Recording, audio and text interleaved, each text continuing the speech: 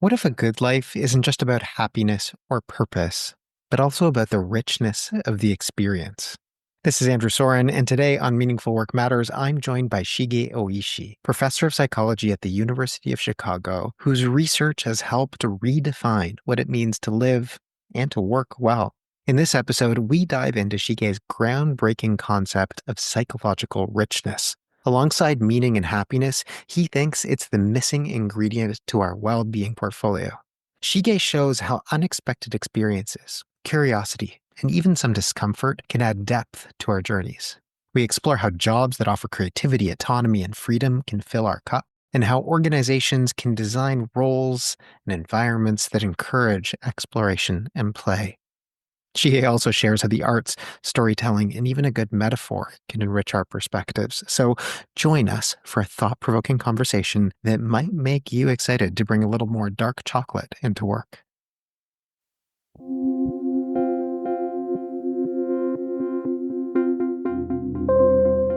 Welcome to the Meaningful Work Matters podcast. I'm your host, Andrew Soren, founder of Eudaimonic by Design. On this podcast, we'll dive into the world of meaningful work, explore its complexities, and examine its impact on people and the organizations they're a part of. Each episode features insightful conversations with cutting-edge experts who are successfully navigating the challenges of meaningful work. We hope to offer you ideas, frameworks, and tools to unlock potential and design work that's fulfilling, impactful, and supports everyone's well-being. Subscribe or follow us now, and let's make meaningful work matter.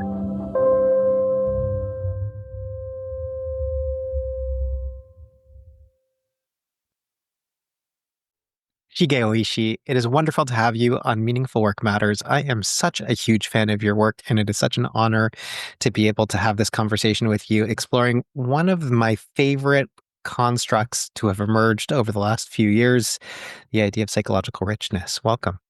Thank you so much for having me. Maybe we can just start this conversation off by you sharing with folks a little bit about who you are, what you'd like for them to know about you, as well as what makes your work meaningful, or perhaps in this context, psychologically rich. I'm a professor of psychology at the University of Chicago. I studied my PhD back in 1995 with Ed Dina. So I've been studying happiness for over now 30 years. And when I had my faculty position in 2000 at the University of Minnesota, one of my first students, Mike Stiger, really wanted to do meaning in life. And I discouraged him from doing it because happiness was already very difficult construct to measure, and meaning seems to be even more complicated and abstract. But he was very persistent, and he was Yeah, you very seem that you successful. failed. You Yeah, failed I at that. failed to persuade. Yeah, I'm not very persuasive, but he was great. I mean, he was persistent, and he did his groundwork, and then he published his essentially dissertation as the 2006 paper, and now it's cited probably like over 6,000 times. So I started, studying meaning in life around 2000, and then around 2015. So that was the summer when I realized, oh my gosh, I've been studying happiness for 20 years, and what have we learned? And we thought the biggest questions and biggest debate in the area was this hedonic versus eudaimonic well-being, which one is more important? There are lots of evidence suggesting eudaimonic, well-being seems to be more predictive of, outcome measures. At the same time, some people say these two things are quite highly correlated, so maybe not really distinguishable. And some people say, well, stop arguing which is more important because, anyway, both are important. So it felt like repeating nature versus nurture debate, which was really, really contentious in the 1980s and 1990s in psychology. And I asked myself also the questions like, am I happy?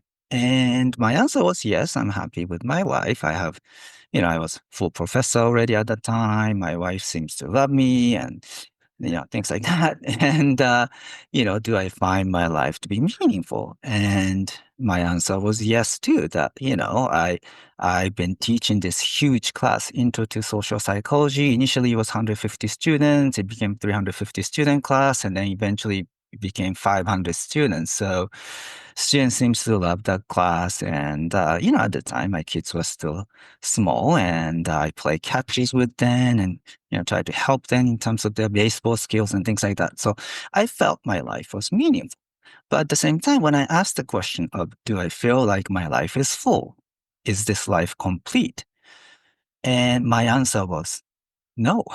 I could not feel that way. And I thought it might be just me. So when the semester started, I asked my graduate students, postdoc, undergraduate students, what do you think if somebody says this person is happy and this person finds their life to be meaningful? Does this person's life is complete, full? And half of them say, "Of course. What else do you want? Don't be so greedy, right? I mean, if you have happiness, if you have meaning, that seems like a full, complete life." At the same time, the other half said, "Well, maybe not. Maybe something is missing." So we systematically started looking at what kind of, good life, what we think are ideal, might be missing from the current conceptualization of hedonic and eudaimonic well-being. And in the end, the features that came up again and again was things like adventurous life. Because the literature really shows that, relationship stability is really critical for happiness. Of course, my advisor at Dina talked about, have a famous chapter entitled Happiness is a Frequency, Not Intensity of Positive Emotion. So you want to hang out with your best friend, your partner, your family, loved one, essentially just frequently.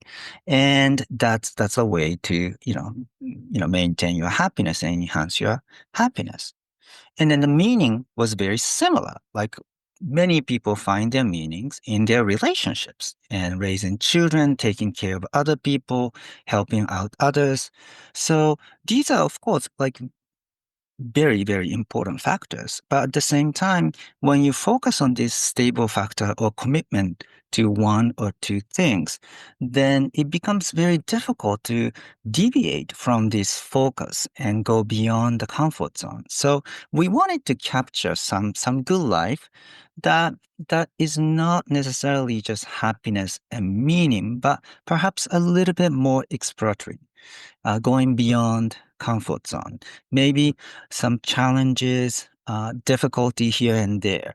More of the journey rather than the outcome. And then in the Mm, end, we thought, well, this sounds like experiential richness.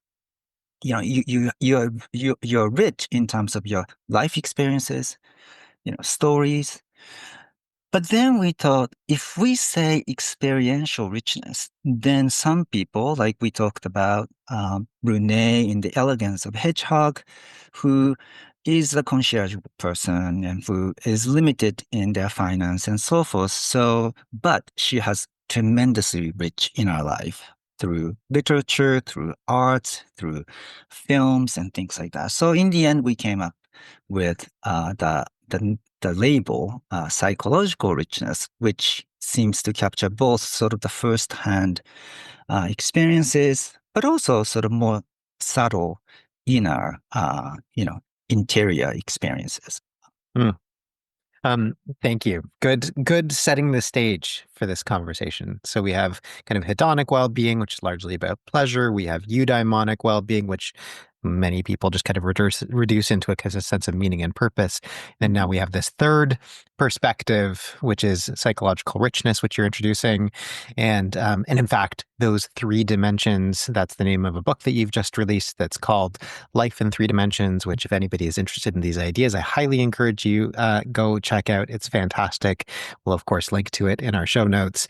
There's also great academic and scientific articles that Shige and team have written that we can also link to that explore some of the science around all of this.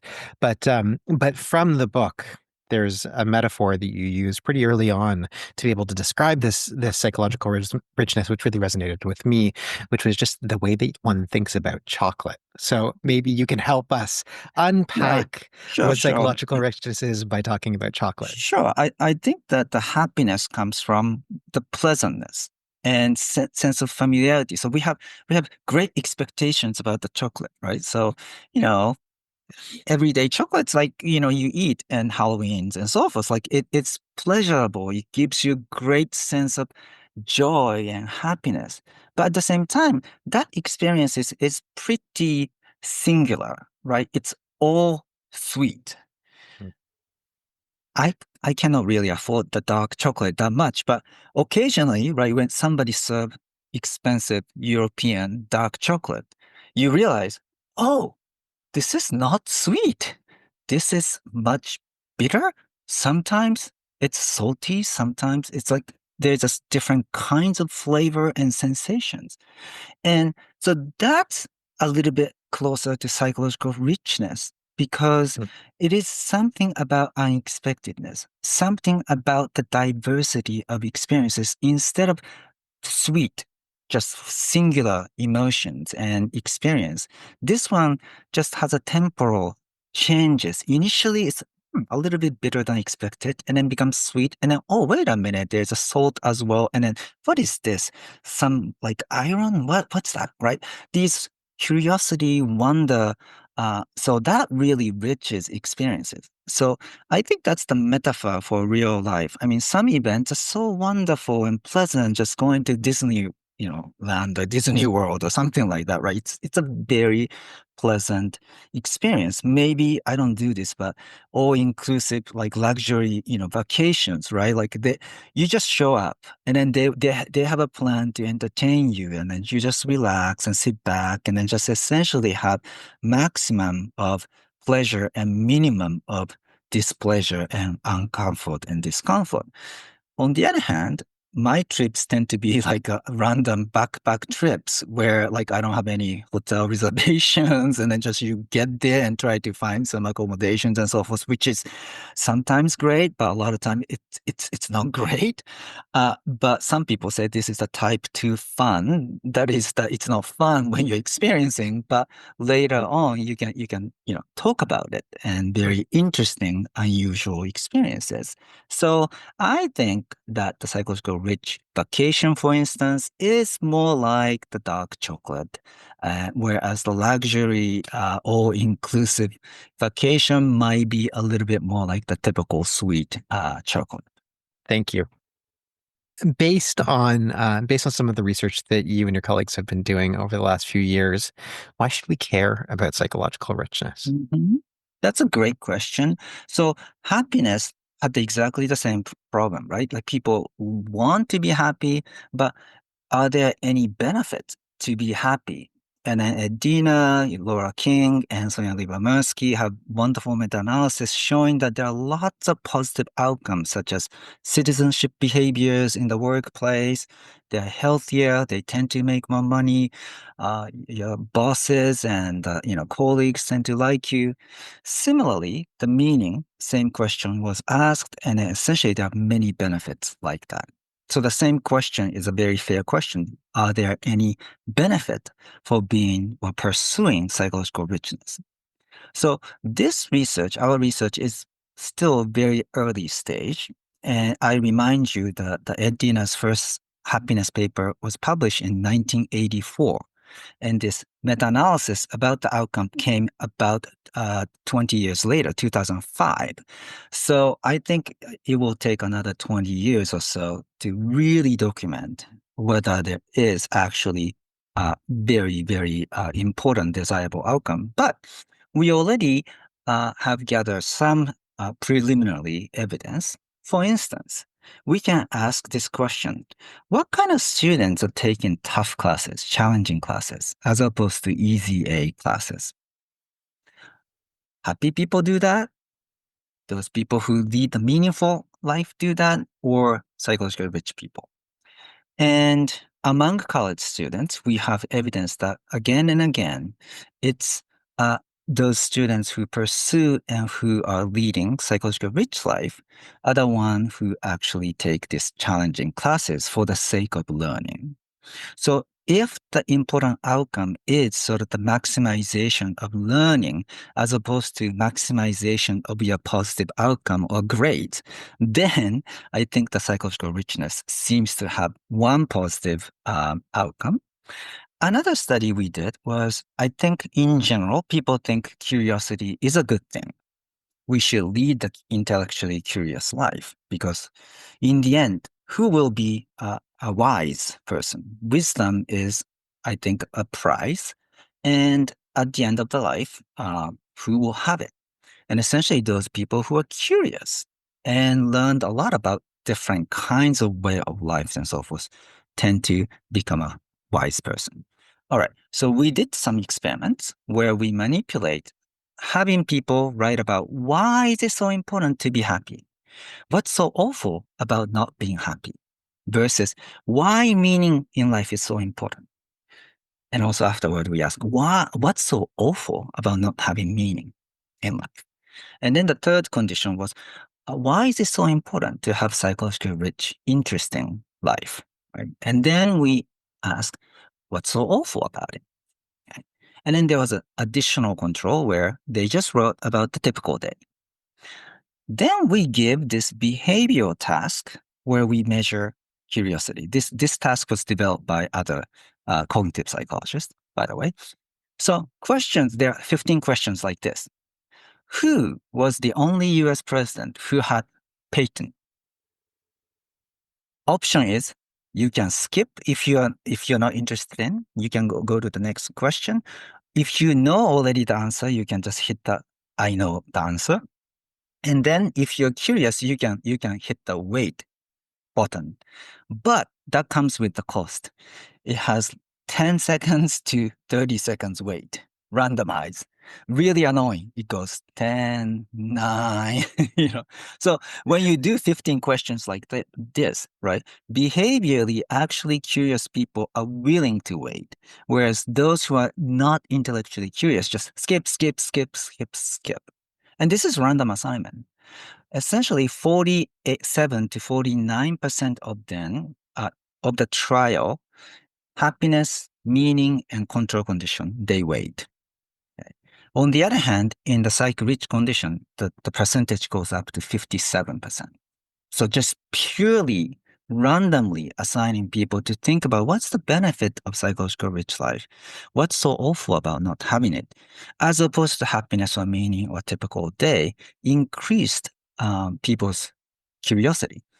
And also we have correlational data to suggest that already that those who say their life is psychologically rich, when we do this exact same task, they do wait for more questions than those people who are less psychologically rich.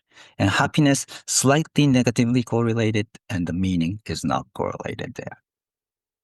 I think that there's some really interesting parallels to the workplace. Obviously, we're talking about a podcast that's mostly focused on the workplace, Hmm. and I think that there's some really interesting, there's some interesting research that you've done around pay scale research and Ah, its implications for job satisfaction, which probably is kind of a useful thing to throw in here now. So, tell us about some of that research. yeah, so the pay scale data are amazing. I mean, I didn't collect this data, but like millions and millions of people essentially just rate their job, how satisfied they are with their job, and how much they get paid, and also how much meaning they find in their job. Then they aggregate across specific occupation. So essentially, they give us the data showing that, well, 76% of firefighters are satisfied with their job, and 85% of them find their job to be meaningful, and things like that, right? And it's interesting when you look at the rankings, right? Actually, the people who just work on the number and risk estimate, right? They are surprisingly satisfied with their job. Okay? Data scientists are quite satisfied with their job too.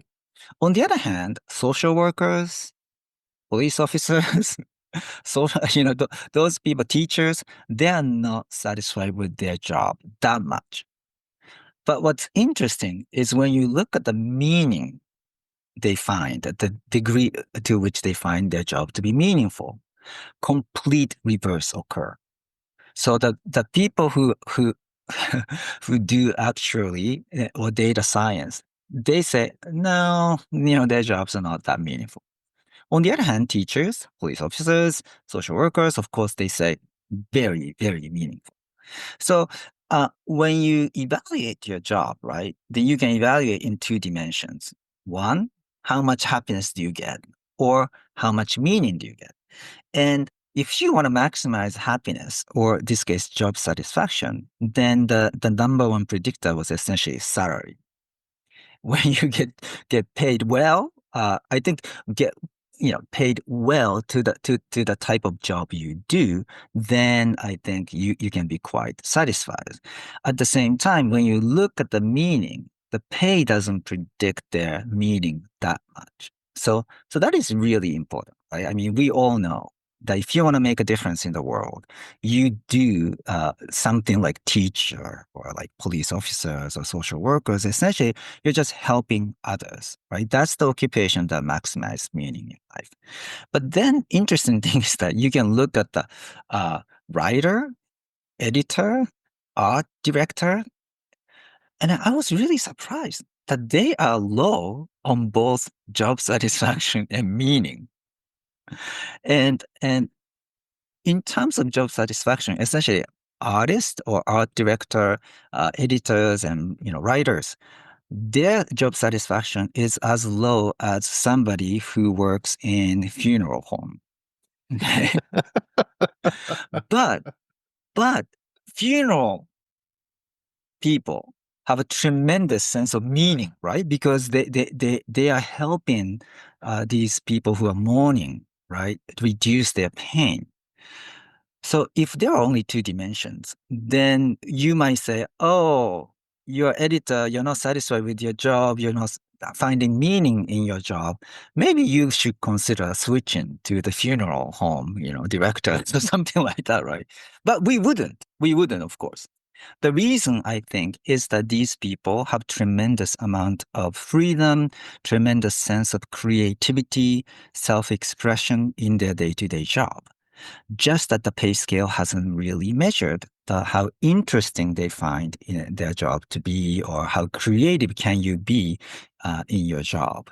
Uh, and that's I think, the third dimension, the psychological richness dimension of the job. And I need to talk to the pay scale people to add those questions. And then we can really see what kind of occupations are high on psychological richness. And my guess is that the writers and the art directors and editors and those people finally have one dimension on which they score high, I think. And then that's why they're sticking with their job, right? I find it so interesting. My background is in the arts. I worked in the nonprofit art sector before I got into banking, so I got both of those. I got, Hmm. I got both exposures in my early career history, and there's so much about what you're describing that really, really resonates. I mean, there are certainly within the context of the arts, so many jobs that are quite meaningful, but a lot of Hmm. the times actually not that meaningful, Hmm. especially when you're going through the slog of not necessarily creating. Oh, It can be really, really frustrating, and it's certainly not a job where people feel deeply satisfied from a decency perspective, or sure. just from a fundamental equity or Hmm. security or any of Hmm. those things. However, those jobs really are jobs where freedom, creativity, autonomy, um, there's like a lack of confinement. Maybe that's the Hmm. best way that I can say it. The capacity to be able to explore, which is so liberating that you couldn't rip people away from even if you tried. Yeah, I mean, and those people really appreciate the art itself. So I think Mm, just surrounded by art or literature or music, something like that inspire them, is worth keeping despite mm, mm. relatively low level of meaning and satisfaction, I think. That's great. Okay, so we know that again, these notions of freedom and innovation, creativity, autonomy, adventurousness are going to be important Mhm. as criteria in jobs that are going to have psychological richness. There's something else that you talk about in the book that I thought quite provocative, which is kind of the relationship between simplicity and complexity. And you talked about it even with the chocolate, right? Yeah, When you think about that in terms of a job task perspective, yeah. job tasks that are simple predictable, repeatable, versus job tasks that are filled with complexity, and intrigue. Right. Tell us more. So it is interesting that Samantha Heinzelman and Laura King found that the people who have routines tend to find their life to be meaningful. And they even have experiments where they do some drawing task which is more routinized versus just random drawing, then essentially more structured, habitual way of drawing and path makes you feel like your life is more coherent and meaningful.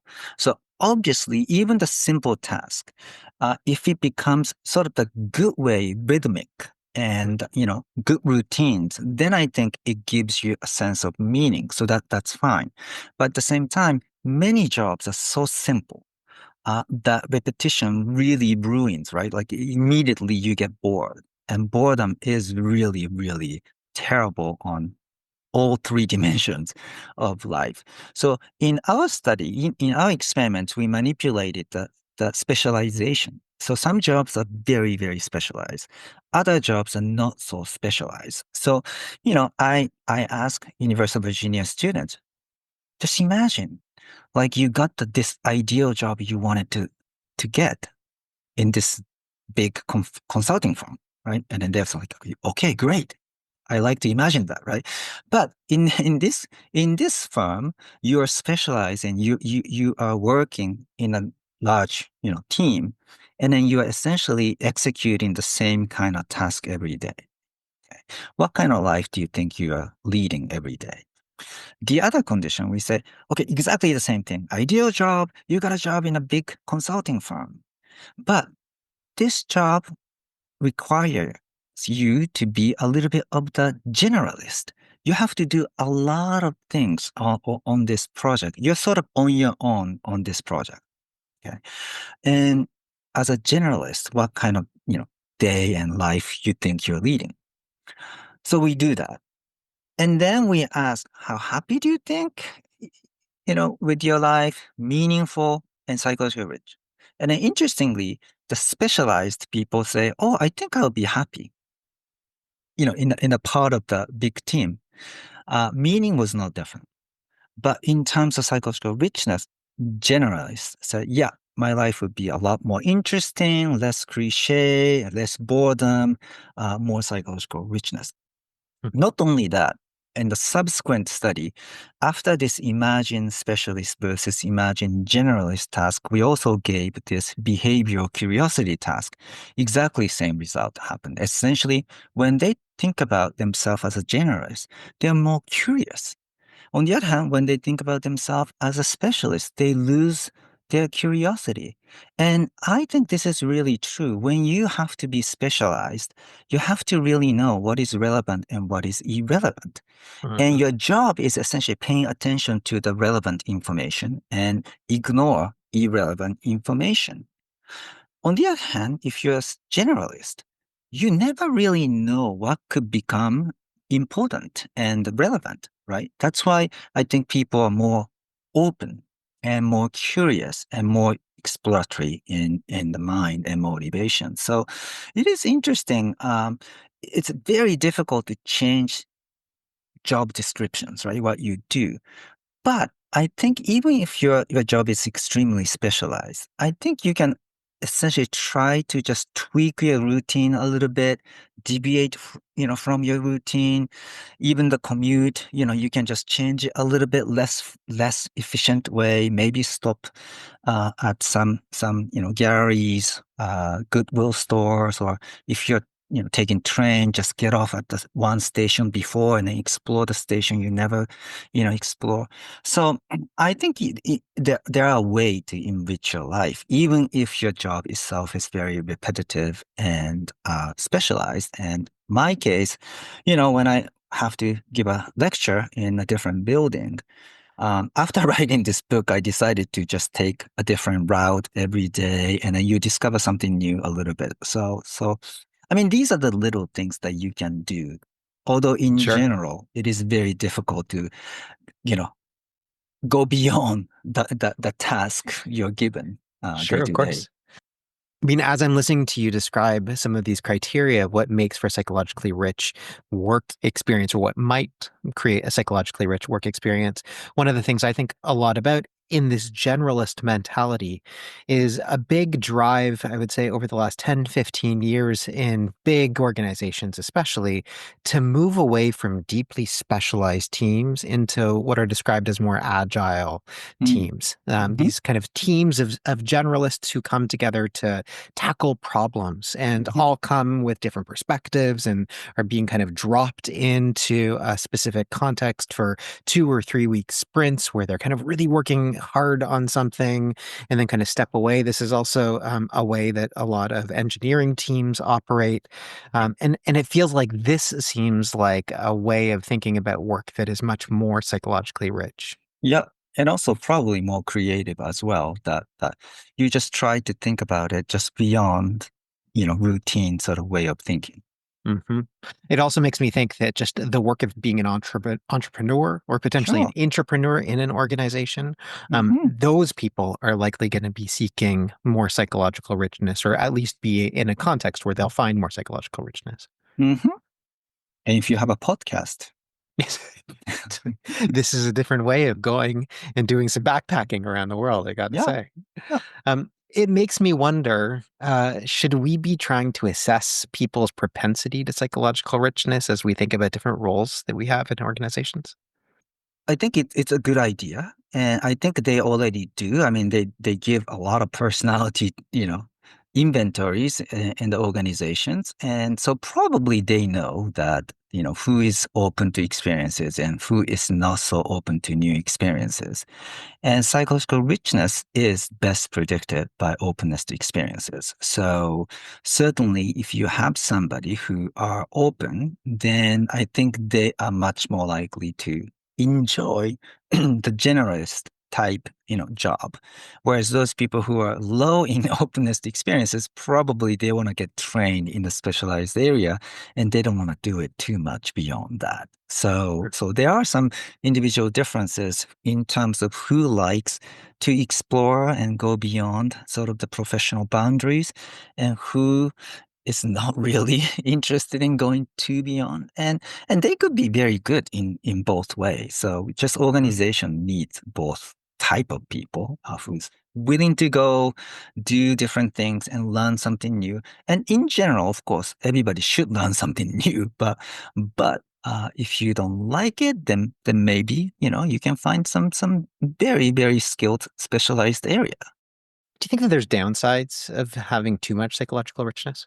Yeah. So I think just like happiness and somebody who try to maximize happiness or too much happiness, probably there is some downside. And we have a paper in 2007 sort of talking about optimal level of happiness. And the meaning, I don't know really whether there's a too much meaning, but probably there's a downside to the meaning just for the sake of having meaning, right? Oftentimes, people find some meaning in a weird places, not weird, but the place like terrorist organizations, right, or cult sometimes, and maybe some cases you're hurting some out group members more than helping in group members.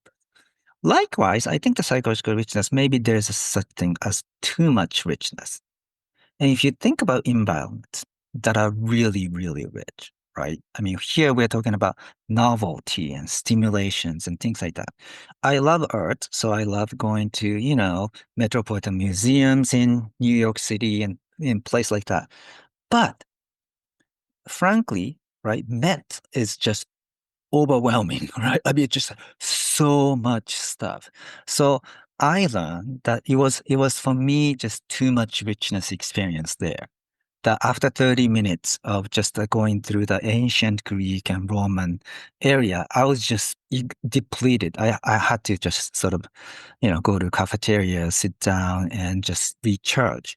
And I think that's true. When I lived in New York City, I often just go one section, a few galleries, just for 1 hour or 1.5 hours or something like that. So really, maximally, I can observe and relax, as opposed to just check this, check that, go, go, go, go, go.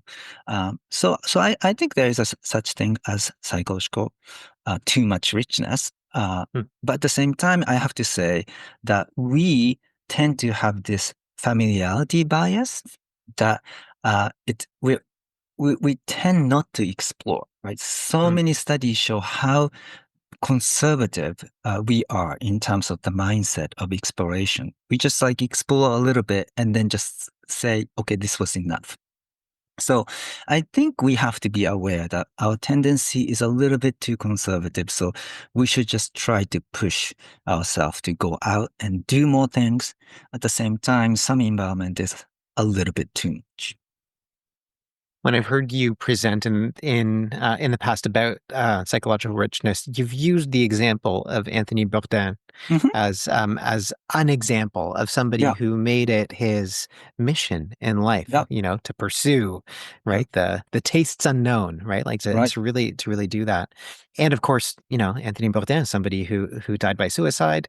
I Hmm. feel like many artists are constantly pursuing various forms of psychological richness and are also miserable Hmm. in Hmm. different kinds of ways. What do you think the relationship between psychological richness and mental health or mental illness is?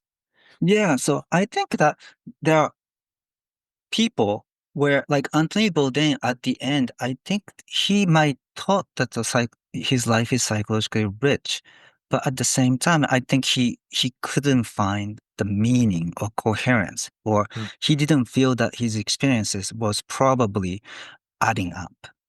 And then the important part of the psychological richness to me is that just like material wealth and material richness is accumulation of the assets and the Mm. money and so forth, we are talking about accumulation of the experiences and stories and so forth. So we have to cherish, we have to remember, and we have to essentially add them up.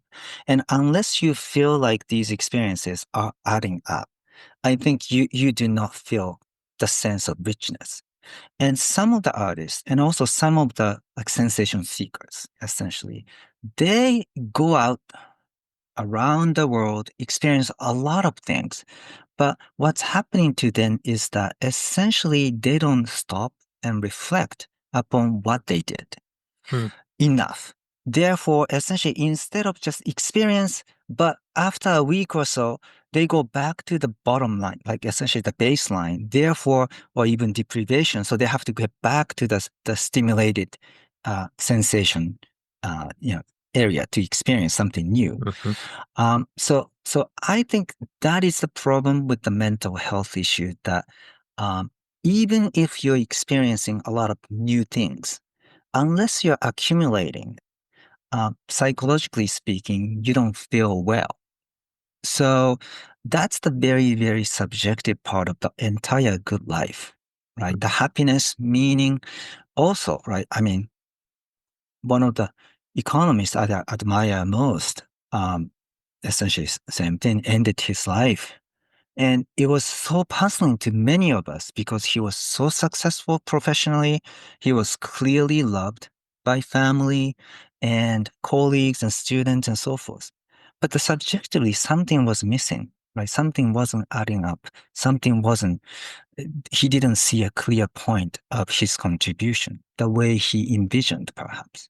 Even Mm. Tolstoy, right? After writing War and Peace, he had this crisis that he cannot find the meaning and the point of his life.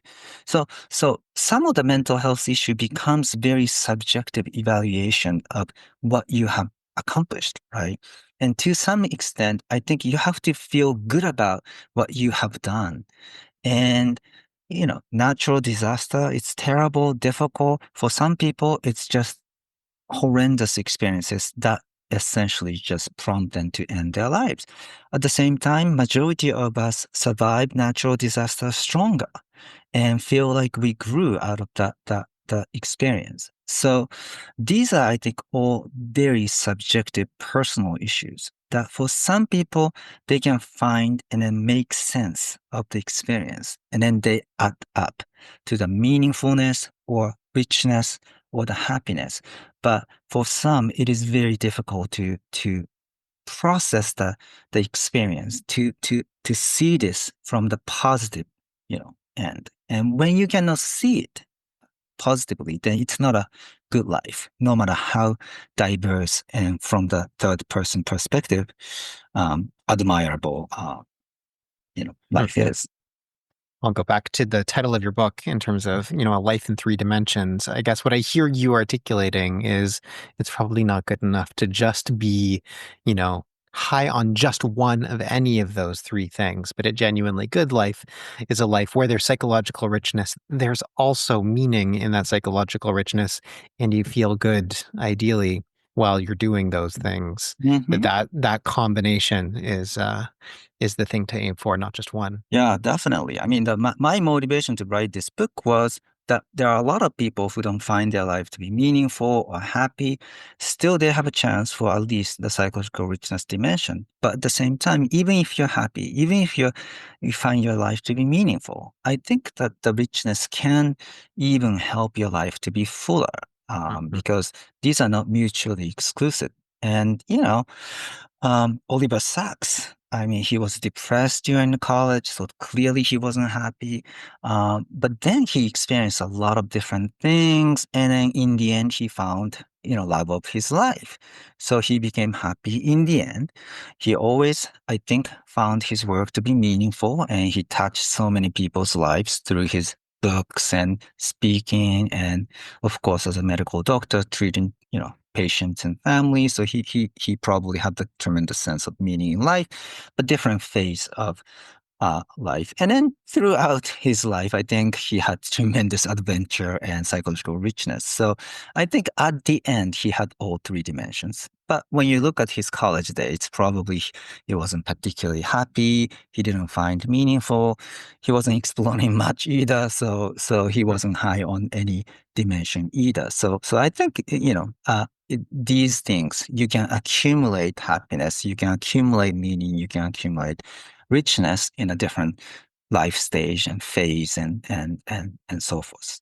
Well, talking about accumulation of richness, let's talk a little bit about what folks can do if they want to increase the amount of psychological richness that might be in their world. I'm particularly interested. I one of the things I so admire about you, Shige, is the ways in which you have found to bridge the arts and the sciences and the deep, the depth with which you have been able to connect to the arts and humanities. And so I'm curious to hear kind of your perspective about how the arts and humanities can play a role in helping us cultivate psychological richness in our lives. Yeah, I think, I mean, I love books, I love literature, and Marcel Proust, I think, said it most eloquently. Essentially, you know, novelist is so skilled that if you read good novels within a matter of hour or two, you vicariously experience somebody's whole life. I mean, up and down variety of emotions and events. In the real life, it takes 10 years, 20 years. Even throughout your life, you never ever able to experience.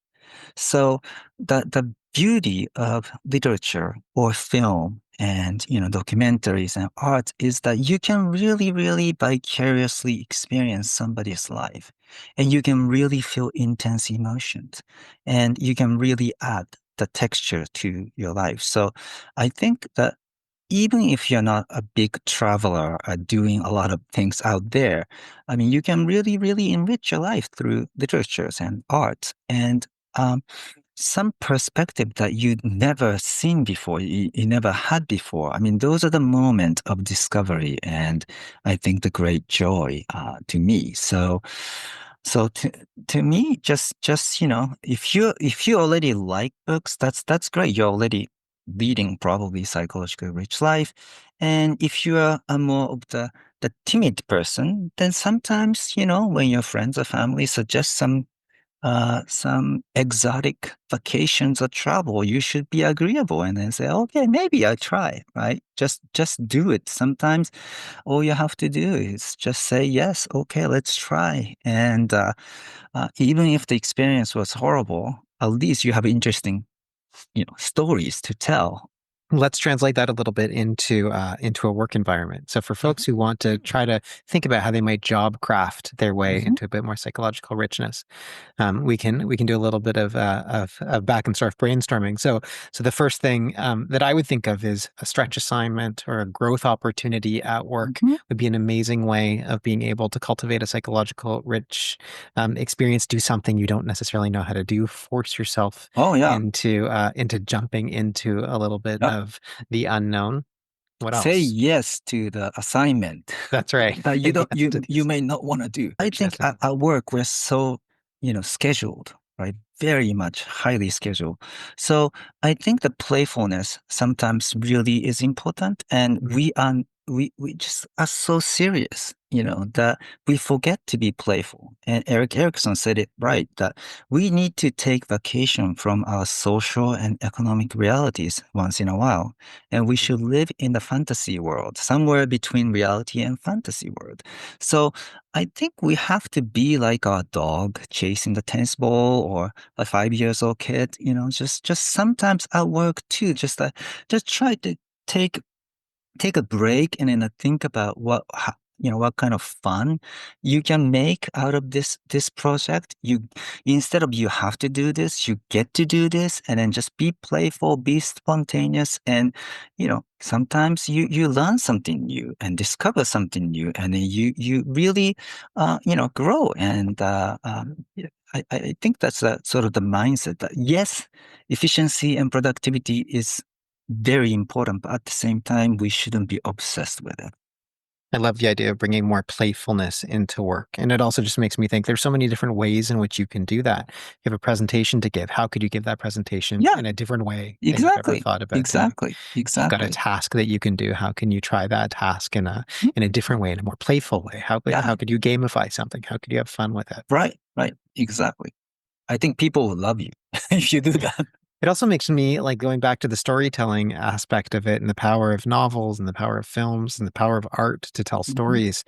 I feel like one of the things that probably most of us could do better in our work is to explore the stories of our work in different ways. There's some beautiful writing about the idea of emplotment, which is kind of mhm, one way that we can find the meaning of our story at work. But mhm, how can you think differently about what that story is? How can you kind of weave in different kinds of psychological crafting, cognitive crafting, mhm, thinking about different metaphors that might make your work come to life. I had a manager at one point, Jerry Richmond is her name, who knew that I loved cooking and would always kind of help me rethink about my job as different ways of preparing a meal. mhm, I probably hated doing the dishes, but they were a necessary part. There would be mm. also, the preparation, Interesting. but even the going shopping or even looking at recipes, all of Mhm, those could be different ways of cognitively exploring the mhm. adventure that my job represented. And also, I think like if you've been doing the same job for a while, I think you can just sometimes look back and how you were like when you just started, you didn't know anything. And sometimes, just seeing how much struggle you had, how little skills and knowledge you had, and how much growth you see in yourself. I think that those are the things that makes your story a lot more interesting. You might Mm. have not gotten this job, then what else, you might be doing because of, meeting this person. I was able to do this and that. So I think it's a storytelling can be true in, happened in the workplace as well. And then you think of your career, think of your job as a journey and the stories and the narratives and how you started, what kind of challenge you encounter, how you overcome it, and et cetera, et cetera. So, My guess into that is I know somebody who talks about being a culture detective in the early days of a job. So to never waste being new in a new Mhm. job. So every time you go into a new organization, a new department, a new role, you have the opportunity to be literally a stranger in a new land and Mhm. to use that as an opportunity to hunt and explore and try to be an anthropologist and understand what is the culture of this Mhm. organization that I have Very joined and cool. what is confusing that everyone else has just decided is par for the course in how we do things. How can you use that newness to tie into that psychological richness and really Mhm. be an explorer? That Mm, sounds great. I think that being an anthropologist is a good mindset to completely. live it and learn. Yeah. Yeah. And maybe that's kind of as a final statement. I'll say one of the other things that Shige, I think you've done so beautifully in this book is use metaphors, and just the power I Thank you. think of using metaphors in our work, in our Mhm. life as a way of tapping into psychological richness is in and of itself a different way of thinking about storytelling. If anybody listening wants to learn more about psychological richness besides your book, Mhm. is there anything that you would suggest them to look at? I think that psychological review paper 2022 is the most comprehensive academic paper, but Great. other academic papers are very much sort of the more smaller topic, so it's a little bit harder to get the big picture. And then that's great. So we will link to both the psych review paper and to the book. Shige, thank you so much for taking the time to join us today. It was fun.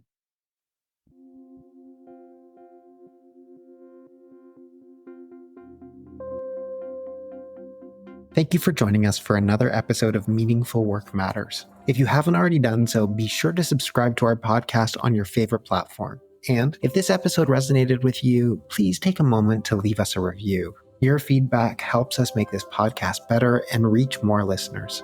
You can connect with me, Andrew Soren, on LinkedIn, or visit www.eubd.ca to learn more about Eudaimonic by Design. Finally, if what you heard today spoke to you, tell your colleagues and people in your community about our podcast. We really appreciate your support in making meaningful work matter. See you next time.